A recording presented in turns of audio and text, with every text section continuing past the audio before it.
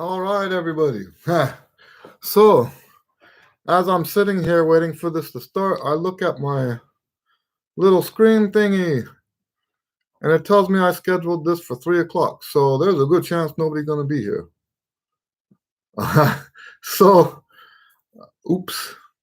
No, actually, it was rough getting this one going today because the buttons weren't there when I was setting it up.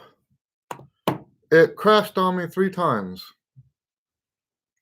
And I figured out the last time that it was because there's 3 buttons at the bottom, and the one is done. The done button was missing. So anyway, there's no questions this week that came in during the week, so we're wide open. Hello, Richard. I'm good. I hope you're doing well. Kind of took today off. Don't normally do that, but my schedule's like really topsy-turvy right now. So, hello, Gabriel. All right, great to hear from you guys. Any questions? Hi, Anthony, how are you? Yeah, I'm doing great. After a day off. Great. So, any questions you guys have, ask away, and we'll dig into it.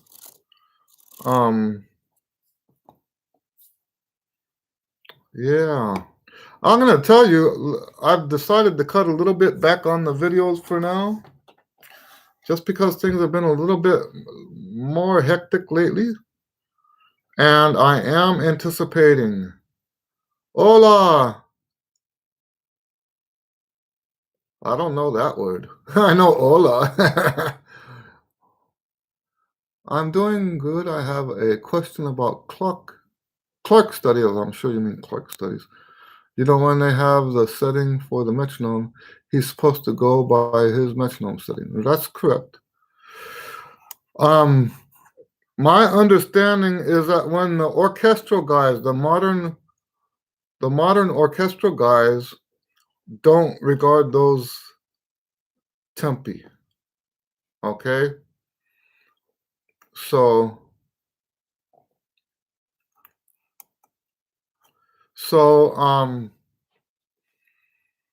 there's a lot of stuff that the orchestral guys, and I'm talking about like the Chickwitz School. It was not the Chickwitz School, we call it the Chicago School.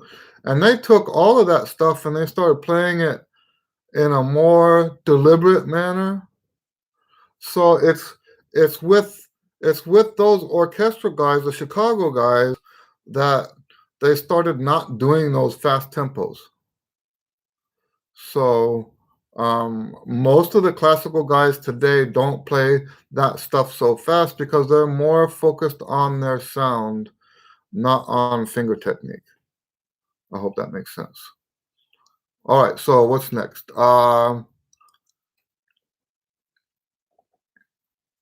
So I hope I answered the question. Yeah, so my understanding is today we don't do that. I think there's benefit to doing that, doing the studies at that tempo, but the classical guys are not doing that. Richard asks, should you keep playing on days when, okay, just moved. Should you keep playing on days that the chops aren't able to play decent sound? You know,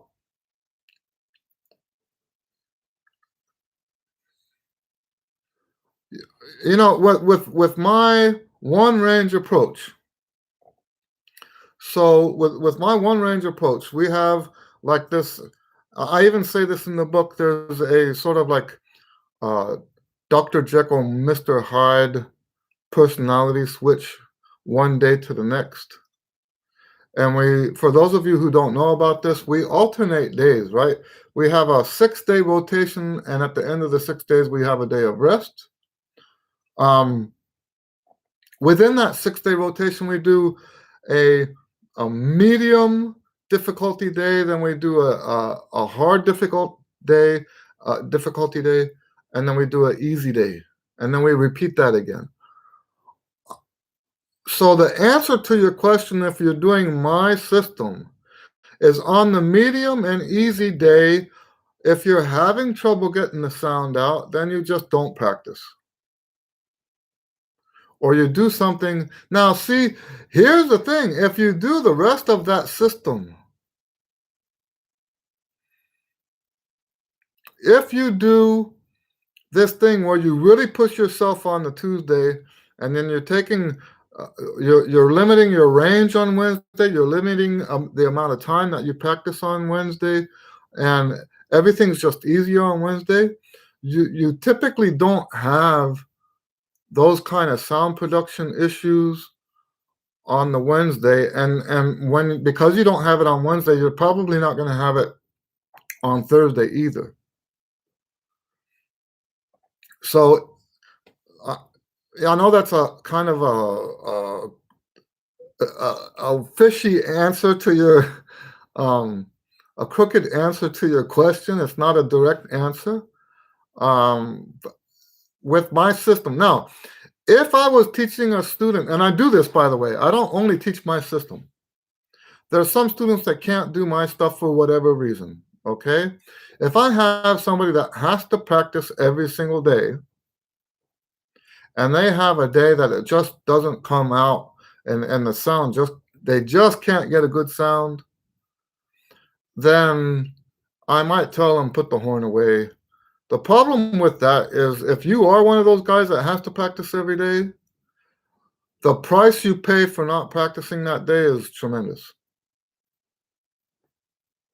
So I would, if you were someone that had to practice the same every day, I would say probably you're doing something wrong. You're either doing too much. Probably most likely you're doing too much every day.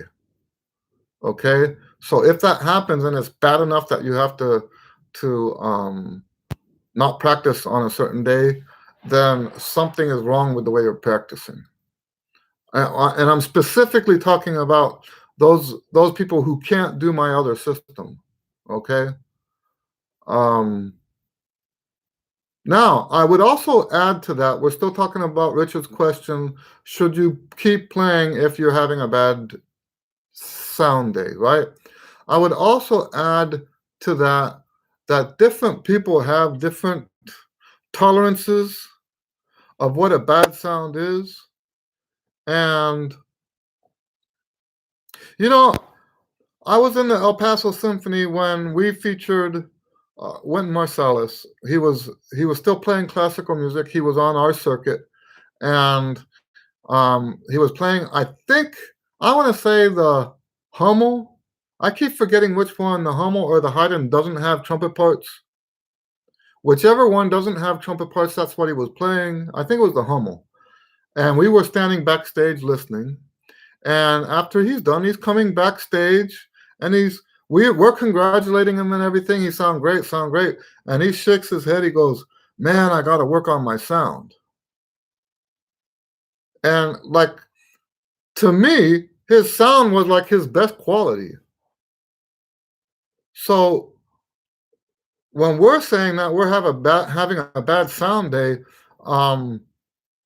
what do we mean by that? Are we meaning like a bad sound day Wynton Marsalis standards? If we're talking about Wynton Marsalis standards bad sound day, then probably that's not a day to stop practicing, right? Okay. I hope that makes sense. So you have to have a little bit of wisdom applied to that. That's not just a straight answer. There's, because our standards are different one person to the next. There's people who have no regard for their sound whatsoever when they practice.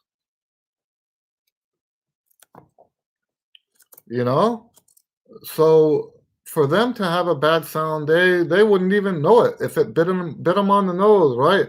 They wouldn't know a bad sound day if it bit them on the nose. So it's kind of a hard question to answer. You really have to have a concept of what you're trying to accomplish and see if that matches up with your concept. Gabrielle asks, I have a question. I'm using some of your books, and sometimes I practice irons, 27 groups of exercises, but I find very difficult group 11. Any tips? Group 11. Let me go look it up.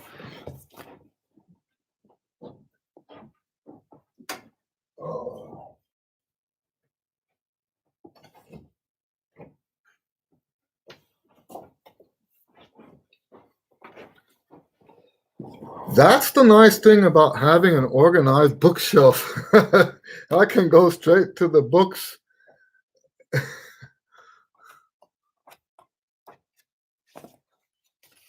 Okay, group 11.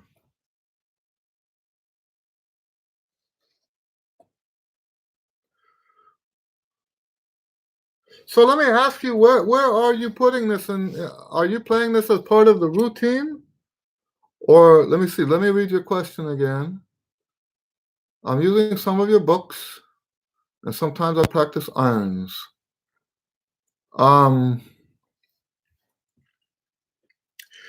Yeah, I don't know.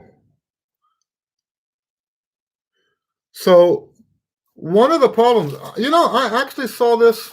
I'm a member of TPIN, and I actually read something about this yesterday that I found very interesting. Something, a tidbit straight from the author. There's somebody on TPIN who was Colonel Irons' student, and he said when you have these lip slurs that have the seventh partial, the objective is to play those as in tune as possible. Those that top note, and in this case, we're talking about the top note in group 11. Just so you guys know what we're talking about.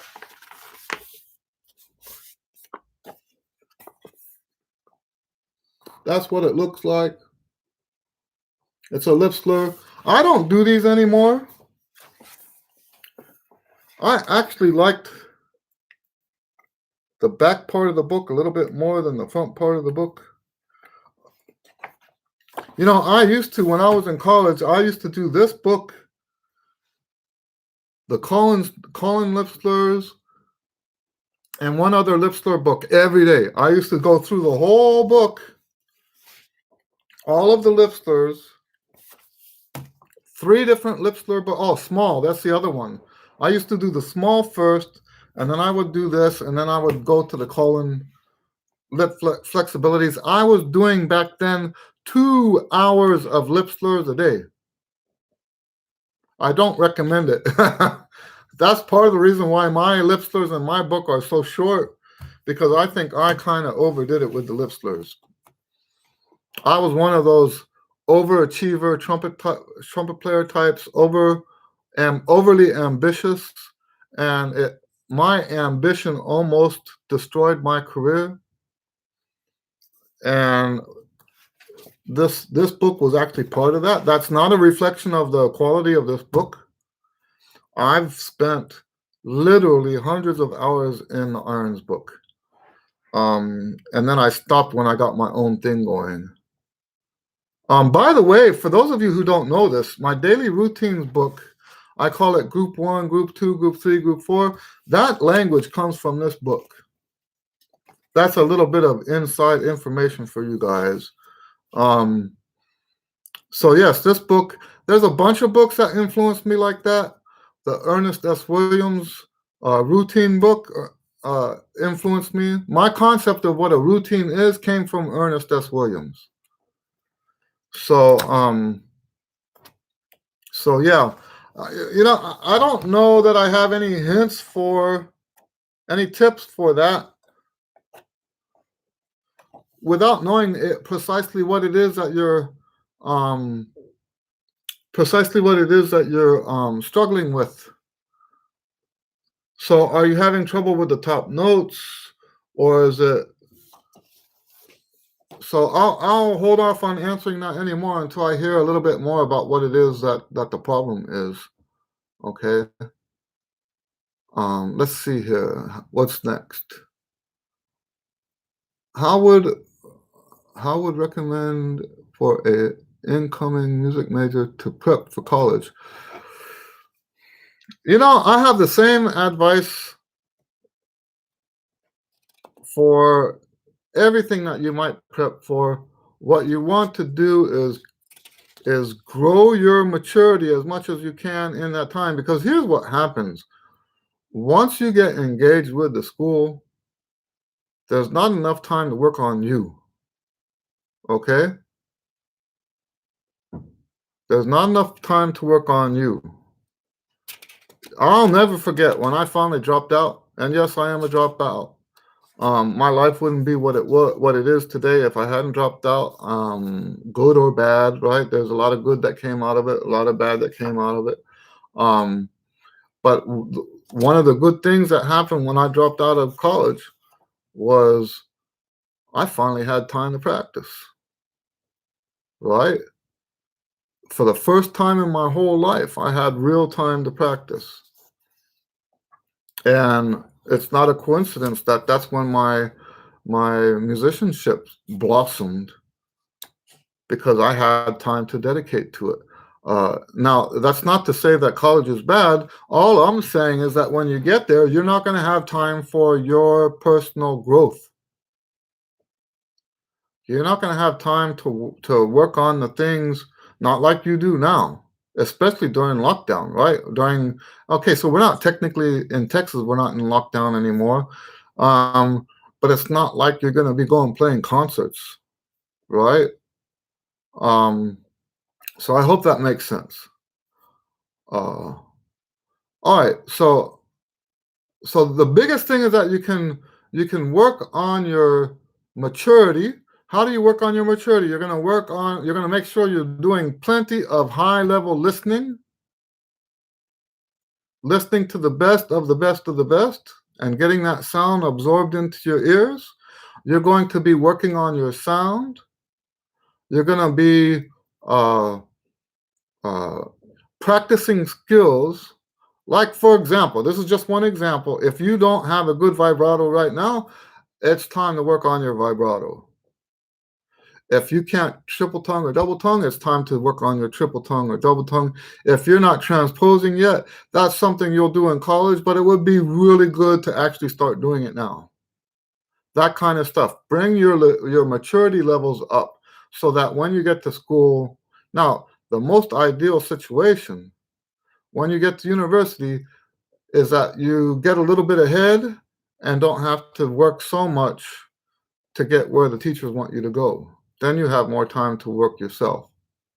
All right, so next one. ¿Cómo estás? I'm doing good. Thank you. That's from Caden. All right, tone is most important then. Yeah, tone is always important. All right. Richard says he practices every day, but sometimes, did I skip something? Oh, sometimes I question if I do more wrong than good on these days. I don't recommend practicing every day, really. If you haven't seen my 3 levels of rest video, I strongly recommend it.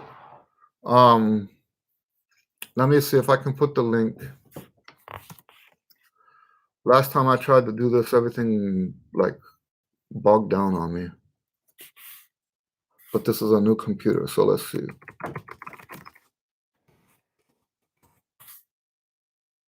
I'll try to put the link in here so you can go straight to it.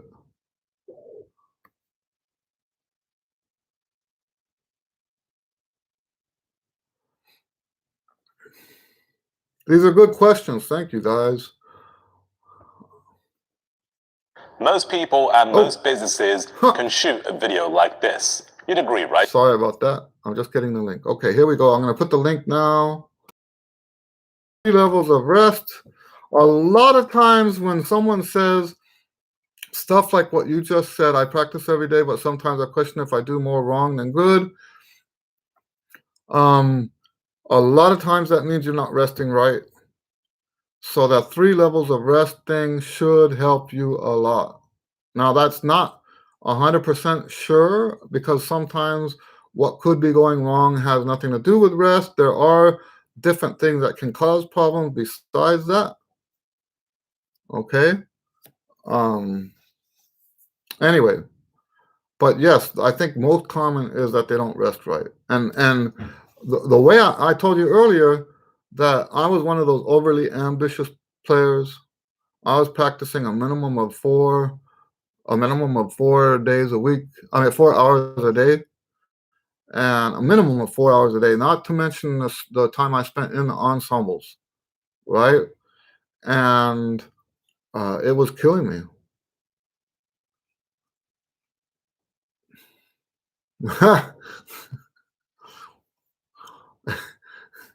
So, yeah, arms 3 times a week. If you're doing it as something separate from the routine, as a way to build your chops, that might be an okay thing, right? I wouldn't do it 3 times a week. I would do it twice a week, and I would do it on those days that alternate that I'm talking about. Like if you're using my schedule, I would make it Tuesday and Friday. Okay, don't do it every day. Don't do it 3 times a week. Do it. So this next one says, "Are you speaking Spanish? I can't understand you." And Caden just said, "Hola, cómo estás?"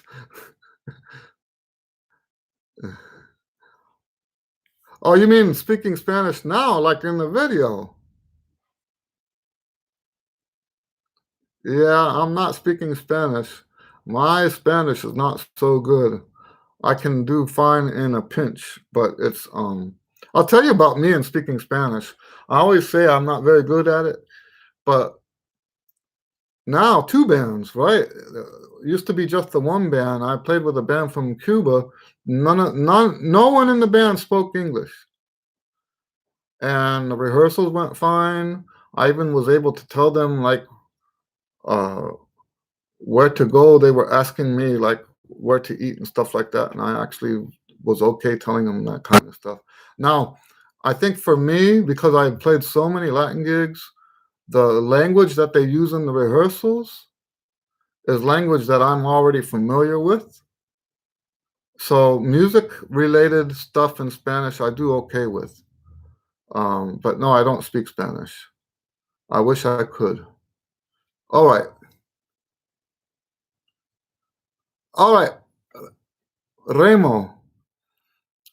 Raimo. I almost said it wrong again. Raimo. Raimo says, greetings from Finland. I remember you were from Finland. Falling asleep, but trying to follow the chat. Yeah, I know it's late over there. What are chops? Chops are what? Chops is another word for embouchure. Okay. Um, it's slang. We and I don't even know where it comes from, really. But when brass players are talking about chops, they're talking about the musculature in the face, embouchure, the musculature around the embouchure. And sometimes we use the term in terms of something that's hard. Like if someone plays a really fast solo, and we can say so and so has very fast finger chops. So maybe chops is another word for ability. But yeah, that's that when we say chops, it's a slang term for mostly we're talking about the embouchure. So if someone has strong, powerful chops, it means they've got a strong, powerful embouchure. Anthony says, I met by accident in New York City Gerard Schwartz. I love Gerard Schwartz playing. I've heard he's passed away recently. Who was first trumpet for New York Phil. That's correct. I didn't know who he was. He was at my teacher's studio. He looked at me, said I have a nice tone. Ah, that's a great compliment, huh? My teacher laughed left, I don't know, told me later. Oh, told me later who he was. That was a nice compliment. Yeah, that's right. Not very nice compliment. Very nice compliment. Okay, Samuel says, what do you think is the biggest game changer on tone? Also, what oral cavity do you think of when trying to achieve a big, dark sound? And how do you increase bigger lung capacity and air efficiency? Okay, 3 different questions here. Biggest game changer on tone is listening. Listening, listening, listening, listening. That's why I always say listening is more important than practicing. If you don't know what a good sound sounds like, you can't produce a good sound. Now, let me tell you about this. There are teachers out there, I've seen it, that can show you mechanically what to do to produce a good sound in a controlled environment. And what I mean by controlled environment, let's say you're just playing one long note. And they can tell you, do this, do that, and they'll tell you mechanically on that one note what to do to get a good sound. I think that's bogus teaching, because what you do to get a good sound on one note is going to be different from what you do to get a good sound in another context on another note. It's not something you can learn mechanically. Okay? Good sound doesn't come from doing this and doing that. Good sound comes from being able to hear a good sound. Last week, I think it was Anthony that said that he heard one of his teachers said, if you can hear it, you can play it, right? The same is just as true for your sound as it is for what notes you play in jazz or playing high notes. That saying is true for those things. If you can hear a jazz thing, you can play a jazz thing. If you can hear the high notes, you can play the high notes. But it's just as true for jazz, for getting a good sound too. If you can hear a good sound, you can play a good sound. That's the game changer. Is you submerge yourself in that good sound environment. You know how much I tell students to listen? You take all of the hours you spend listening to your fellow bandmates in band, take all of those hours per week and add it all up. So let's say you have 5 hours of band per week plus another 3 hours a week of sectionals. That's 8 hours of band that you're hearing horrible trumpet players every week. You need to have at least 8 hours to match that of listening to wonderful trumpet players with beautiful sounds. That's the game changer. Flush that beginner band trumpet sound out of your ears by listening to great trumpet players. That's the game changer. What oral cavity do I think of when trying to achieve a big, dark sound? Once again, that's not how it works, okay?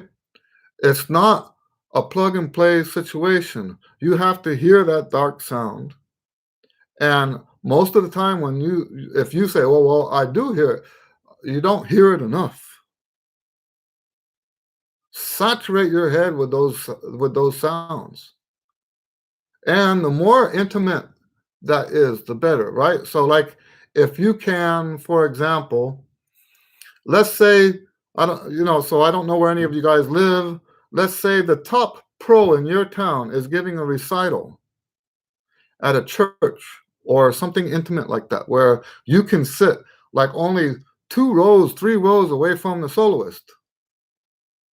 That's some of the most valuable listening you'll ever do in your whole life, because you're hearing the full thing. And also going with that is the visual. All of that stimulating your brain. Okay? This is all going into your brain, and the more of that you can do. So the next level up from that is like brass chamber music concerts. The next level up from that is wind band concerts, like wind ensemble, or if your town has, like we have in Houston, we have a British brass band that meets, and so we're getting the farther you get away from the trumpet player, and the more diluted it is with other sounds, the less impact it's going to have on your playing. That's my opinion. That's how I see it. Okay. So that's when we think about, because it's not just the size of the oral cavity. It's a lot more complicated than that.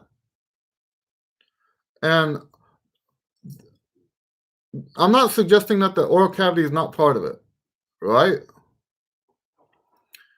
Oral cavity is part of it. But there's so much more involved, like how much pressure you're using, right? Whether or not you're doing a pivot or not. There's all kinds of things. I mean, there's, and it's so much that you can't possibly think your way through it. It's got to be a natural thing. And that's why the listening is so important. All right, the third question is, how do you increase bigger lung capacity and air efficiency? I think those are, never do that. Air efficiency comes from having a more pure sound. You don't get air efficiency any other way. Okay? Air efficiency comes from having a more pure sound. Lung capacity, it's a myth that you can that you develop lung capacity. There's actually been studies done, and by the way, I don't do this.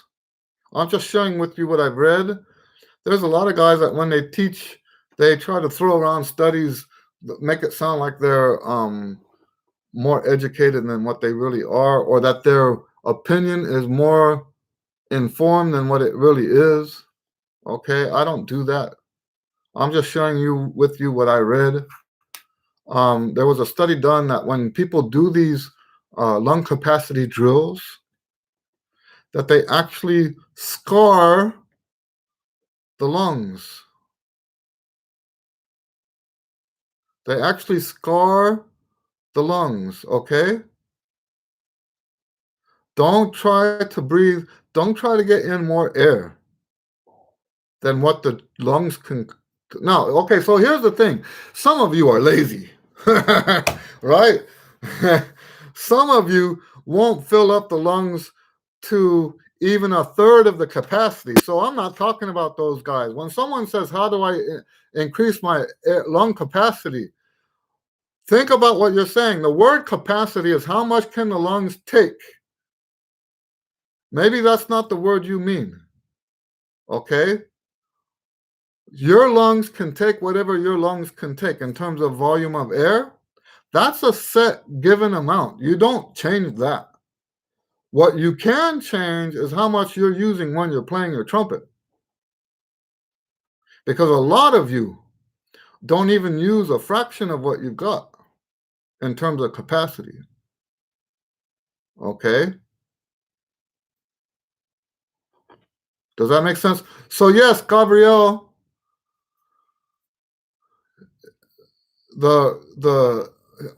I think what you're referring to is what I'm saying, what I say about the difference between air exercises and breathing exercises. I don't teach breathing exercises. Air exercises are when you train the exhale. And yes, those are extremely useful. Yeah, I like that, Richard. He says he trains his lungs by going for a walk in the woods. That's wonderful.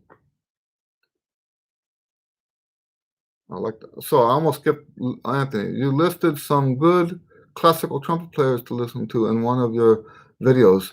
Yeah, you know what I recommend for classical players.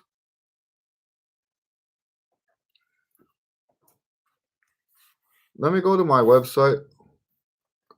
I think this is the best way to do this. If you go to my website, on the front page, this is eddielewis.com. There's a student thing, and it says, and I'm going to send you an exact link right now. But there's a student link section, and I have a page on my website, and I'm going to put this on there now, where you can just go and it takes you to YouTube. I just put the link there now, and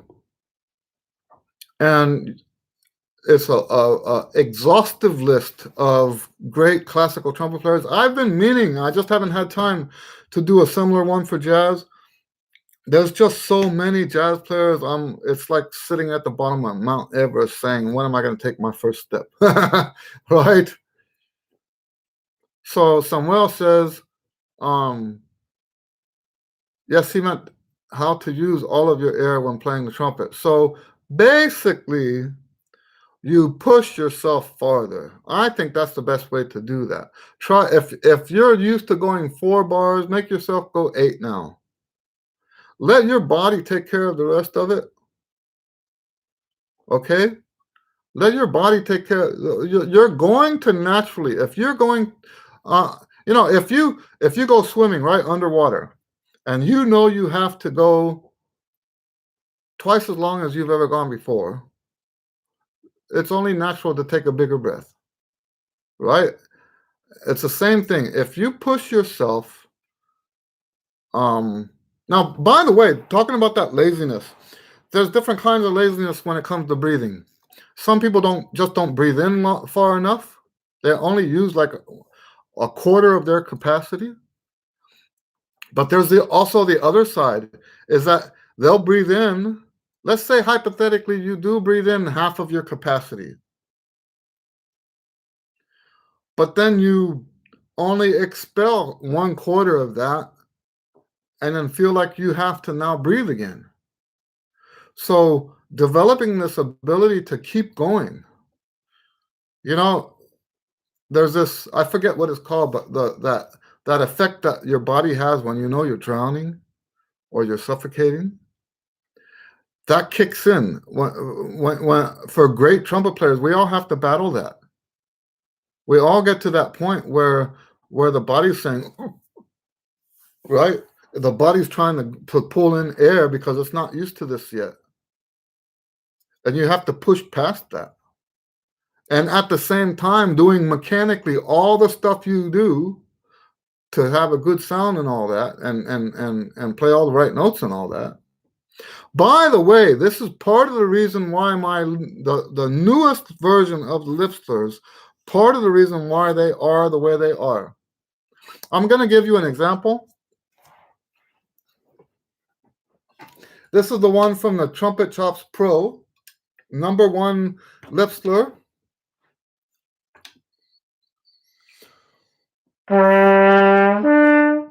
I'm sorry.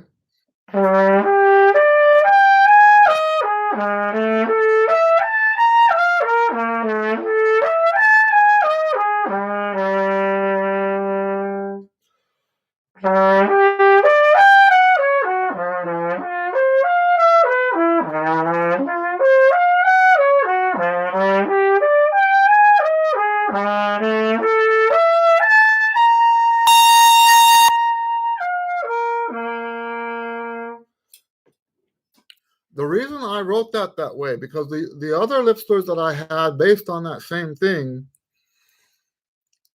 didn't have that same pattern, right? The reason I wrote it like that was so that you would have at the end this long high C at the end of your air. And the muscles that you would have to use at the end of your air to get a good sound on that note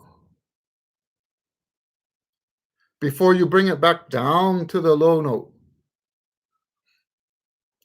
That's meant to help you work with that breath control that you're talking about. So that's what we would call that. Well, that's not lung capacity. That's breath control. Okay. So I would say that the most important thing for working on breath control is to do stuff like that where you go all the way through without taking a breath. And your body will naturally respond to that with the physical actions that it's got to do to make that work. All right. Gabrielle says, what do you think on the sighing when playing and all about the warm air? I think those are good visualizations. I was taught that. When was I taught that? I want to say that I wasn't taught any of that until I got here to Houston. So that was a little later in my career. I think they are good visualizations that kind of helps you get used to what that is, right? That goes back to what who was it? Let's see here. Someone was saying about oral cavity.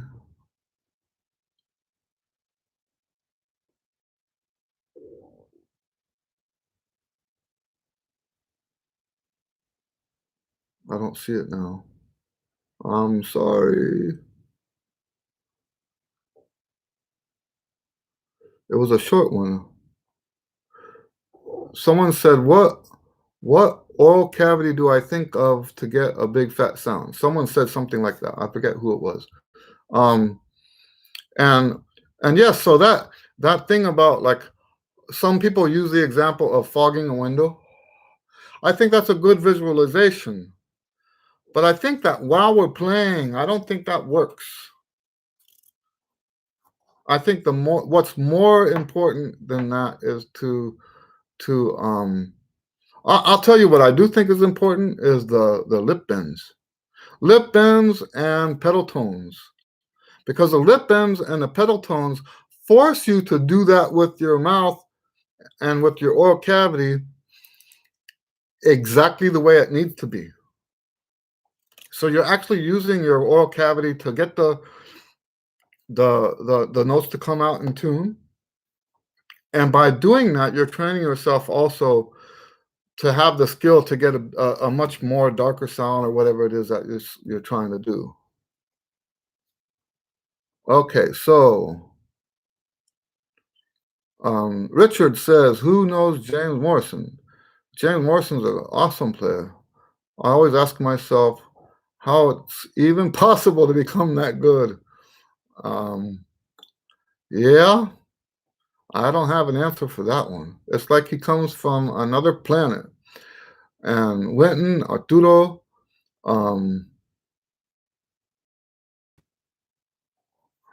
I would think it's both. Richard asked, is it musical genius or is it hard work? You know what Winton Marsalis said when he came? I told you just that he came to El Paso and he played with the El Paso Symphony. He played I think it's the Hummel. He went and played basketball. I went with them. I wasn't playing basketball at the time, so I didn't go play with him, but I was there. He played basketball with a bunch of my friends, and when they were done, he said, "Oh man, that was great." He said he hadn't played basketball in ages, and that his friends were always coming by saying, "Hey man, come play basketball with us," and he just wouldn't because he took his horn. He was so deep into the horn at that time. He sacrificed his social life so that he could work like that.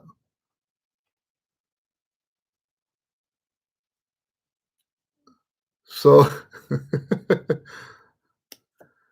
yeah, it's that's funny. All right. So have you ever, so this is from Samuel. Have you ever been stressed while playing? If so, how did you overcome that? Okay, so I'll tell you so I had a lot of issues with stage fright. I'm going to tell you first how I overcame it, but I'm going to also then tell you what my approach is with my students, because it's not going to be the same for everybody. Okay? So when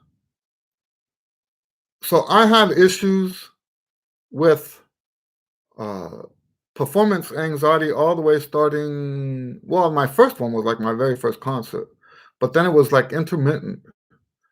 I had some had crash and burn concerts, and um, and this followed me like a curse until I was about 30 years old. And I had an epiphany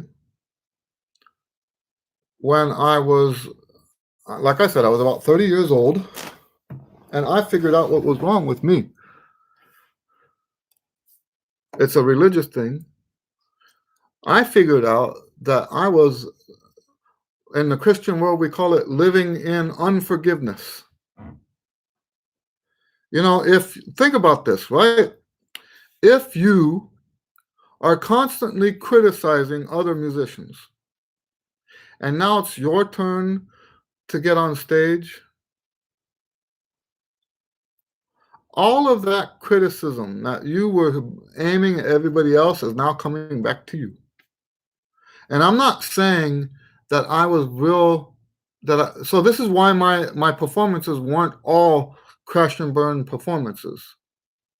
Okay? It wasn't other musicians that I was being not forgiving, right? That I was harboring grudges against. Like the very last people. So let me give you an example, right? I found out later that the feelings I was having were bogus. But there was a jazz club in town that I really wanted to play in, and the guy that was booking the club at the time wouldn't even return my phone call. And it made me so mad. It made me so angry, and I harbored that grudge. I'll never forget one time he was on the same big band gig as I was, and I was so angry that it was one of the worst gigs that I ever played in my life. That's the kind of stuff I'm talking about. That kind of unforgiveness, right? That the dude wouldn't even just wouldn't even return my call. Later, I found out that the situation at that club was that the guy that was running the club, the music side of it, was paying people out of his pocket, and that if what I mean is, like, if they didn't get enough money at the door, he would have to pay the band out of his pocket. And I wasn't famous or anything. And the fact was, I probably wouldn't have pulled in a following enough to pay for my own band. And I would have felt awful. I would have felt awful if I knew he had hired me to play in that club and I didn't bring people in, and he had to pay me out of his pocket. So in retrospect, now that I know what I know, I wouldn't have wanted the gig anyway. But I didn't know that at the time. So what happened with me is I went through this process of learning how forgiveness works in your daily life. And like I said, for me, it's a religious thing. It's a Christian thing. And it just happens that in my career, my career is sort of like a little petri dish of watching how this stuff actually works. Because when I live in unforgiveness, my performance suffers. So that's how I did it for me. How the way I got rid of my own personal stage fright, my own personal performance anxiety, is I learned how to forgive people.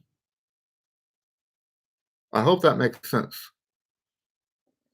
Does that make sense? So anyway, now since then, I've helped dozens of trumpet players get over their stage fright.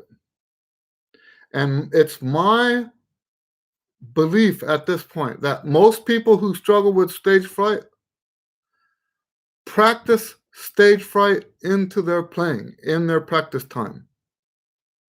That sounds bizarre the way I'm saying it, but it's true. Most people that experience stage fright practice stage fright into their playing. Let me ask you this, just to let you in on how my mind sees this, right? Let's say, because here's what happens. People will say, you need to take your practice time serious. And somehow along the way, that becomes an emotional thing, right? And somewhere along the way, the idea that being serious about music is an emotional seriousness. So when you make a mistake, you're practicing, you make a mistake. Oh, I want to get it right. Right? And then you try again. No. Oh. You have I call them musical temper tantrums. Now, you think, and I don't mean you, the people that are watching this, you people in general, right? You think that that's a good thing because you're demonstrating how much you care about this music. But what you're really doing is practicing stage fright into your music. How? Answer this question for me.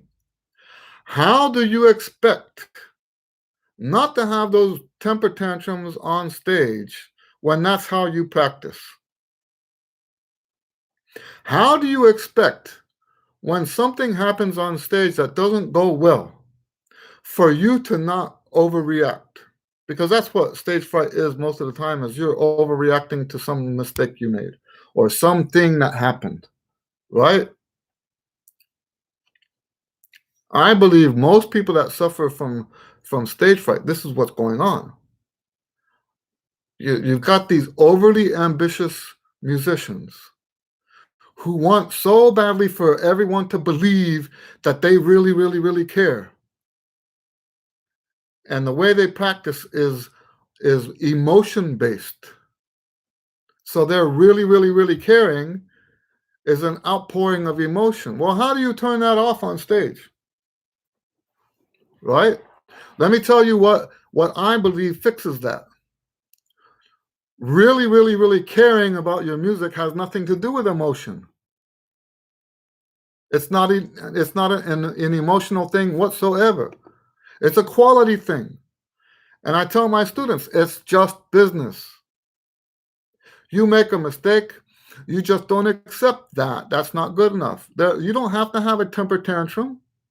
You don't have to have a musical temper tantrum. You just say to yourself, it's just business. That wasn't good enough. What am I going to do about it? So I'm convinced that 90% of the people who have stage fright, that's what's going on. I'm convinced 90% of the people that have stage fright, they're practicing that stage fright into their playing. And the reason why this is happening is because we in our society today have become a more emotion-driven society.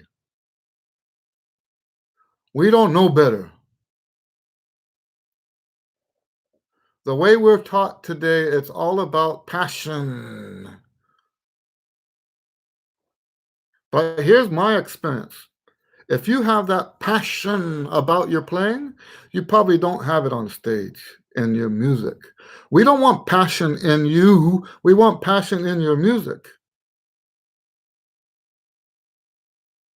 You need to treat your practice time like a business. When it's not good enough, you do something about that. besides having a temper tantrum. Okay, I hope that I'm hoping someone who's watching this gets something out of that. Okay.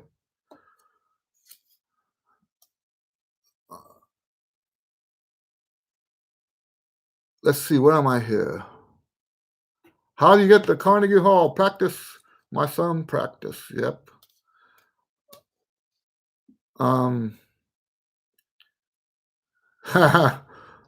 So I don't know what the wisdom thing is about. I was on a long rant. Someone else says, have you heard of the trumpet player Phil Driscoll? Yes, I've played with him. He doesn't know that. You know, when you say you played with somebody, that doesn't mean they remember it. I remember it.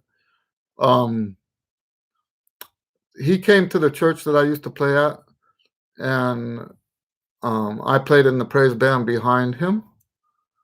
So, and there was another time he came to the same church that he didn't have us play behind him. So I've seen him twice in public. Gabriel says, I've heard from a very good U.S. trumpet repair shop that most of the horns he repairs are damaged during practice by people who get nervous if they can't do the exercise. You know what? I don't doubt that one bit. I've been calling them musical temper tantrums. I think it's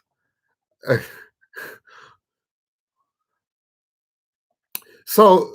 Richard says stage fright is fear of what other people think of us. It's deeply rooted in our history as a species. Our survival depended upon that, and that's still something we carry, I guess. So here's the thing that I've learned about stage fright. Oh, that's my horn. Here's the thing I've learned about stage fright is that it's different for different people. So you're right. There are some people. So I'm the exception. I never cared what people thought, not about my playing, not about me. Obviously, I don't care about what people think about me, right? Or about my playing. That was never the source of my stage fright. And I also have to believe. Consider that. So what I just shared with you about what I've seen with people who have these musical temper tantrums, right? A lot of them aren't even nervous when they got on stage. The true definition of what it really means to be nervous, they don't have that, but that response is so hardwired into their playing. You know, this, like, I saw a movie one time where this kid, his mom was a nurse or something like that at a special needs place, and she took her son with her. And at one point she died, and the son stayed in the special needs place. But he had a normal, actually kind of a high IQ. But he adopted, since he was in with all the other children, and so people who are in the special needs stuff, they have mannerisms that they have, and he took on all their mannerisms. And if you just went by the way he looked like one of those special needs students. And I think the same thing, but he wasn't. You know, they did an IQ test and stuff like that. He was normal. It's just that he was raised in a special needs place because his mom died and he just happened to be there. And I think this happens with this, what I'm talking about, with the temper tantrums. If your way of dealing with mistakes is to have a temper tantrum, and that's how you always do it, that's hardwired into you now. That's a firm habit. And you can't turn that off whether you are nervous or not. And that's why this is such a big deal. Most of those people aren't even nervous. They've just trained themselves to respond that way. So, so yes, it's true what you're saying, Richard, that there is a lot of that. There are people who are afraid of what people think. Okay? But I also believe that there's other stuff. Like for me, the unforgiveness thing was most definitely because you know what, how I know that's true? Once I started making it a point to be more forgiving in my performances, the stage fright went completely away. 100%. I haven't had an episode since. I had one that was close. I got hired. I don't do a bunch of these because of the way their hiring practices. They like to hire you at the last minute, and then they want to hire you for like a whole month's worth of work at the last minute. And if you have anything with anybody else, you have to turn it down. And that goes against my moral values. It goes against my Christian values. I can't call somebody up and say, "Hey, I know I'm booked with you, but if I don't do your gig, I can do a whole month of gigs over here." I can't do that to anybody. I just can't do that. So it's very uncommon for me to do these shows, but I got a call for this show at the last minute, and it was The Little Mermaid. I don't know if you guys ever heard of the musical called The Little Mermaid. It's based on the Disney movie.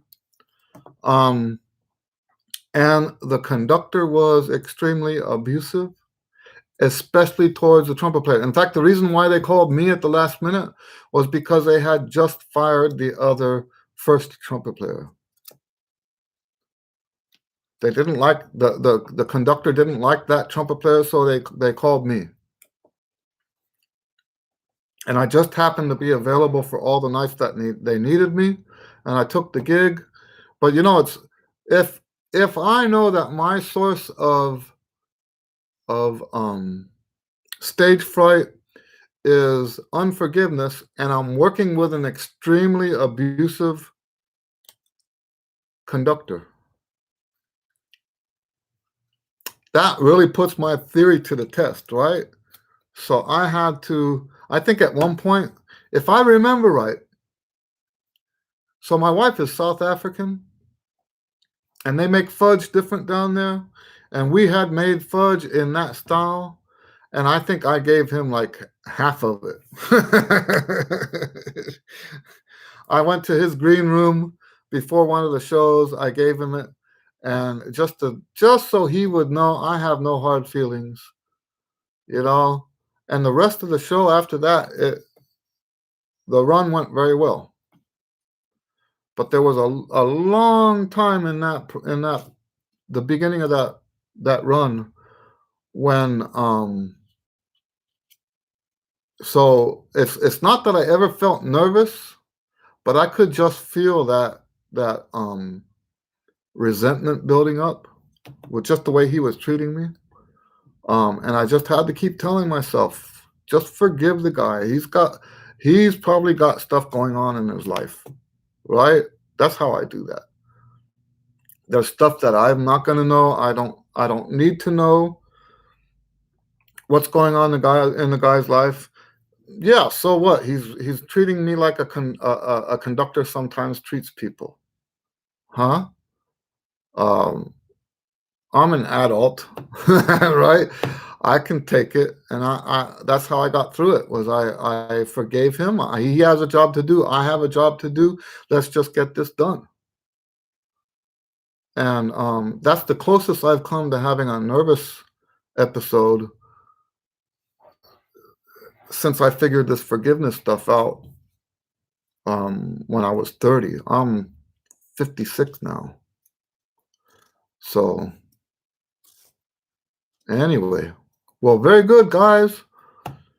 Any other questions real quick before we close down? I mentioned to you guys at the beginning that I'm cutting back on the videos for a while just because I know that the Allstate stuff is coming up soon. I've got my videos set to publish on Monday the 1st for the jazz stuff. And Gabriel says, according to your method of 50 exercises and 50 music. Oh, 50%, right. In the light days, I try to extrapolate exercises from the music. I think that's a beautiful idea. The first time I ever heard anybody say that, I used to be like a masterclass junkie. I went to so many live masterclasses, it's not even funny, right? And I went to, what's the guy that used to play with Blood, Sweat, and Tears? Not Blood, Sweat, was it Blood, Sweat, and Tears? Lou Soloff. I went to his master class, and he said that he never practices exercises. Never practices exercises. That he takes bits and pieces of music and uses that as his exercise. What a wonderful idea. I did, when I heard him say that, I went and I did some of that for a long time. Richard says, I'm so grateful you take the time for doing these Q&A. You're welcome. I'm grateful to have you guys listen to me blah blah blah like that. So, if you guys want to hear what I have to say, I don't mind spending the time sharing my thoughts with you. Okay? So yes, I think it's a beautiful thing. You're welcome, Gabriel. I think it's a beautiful thing to derive exercises from the music you're practicing. I think that's a beautiful thing. I think Lou Soloff would be happy to hear. So, any more questions? All right. Well, very good. This was one of the better ones. We're having a lot of better ones lately. We'll see you guys next week. They've been every week lately. I listen to you on Fridays, and I have my trumpet lessons on Saturday. Oh, that's great. That's great. All right. So anyway, we'll see you guys next week. God bless you, and have a great week. Bye.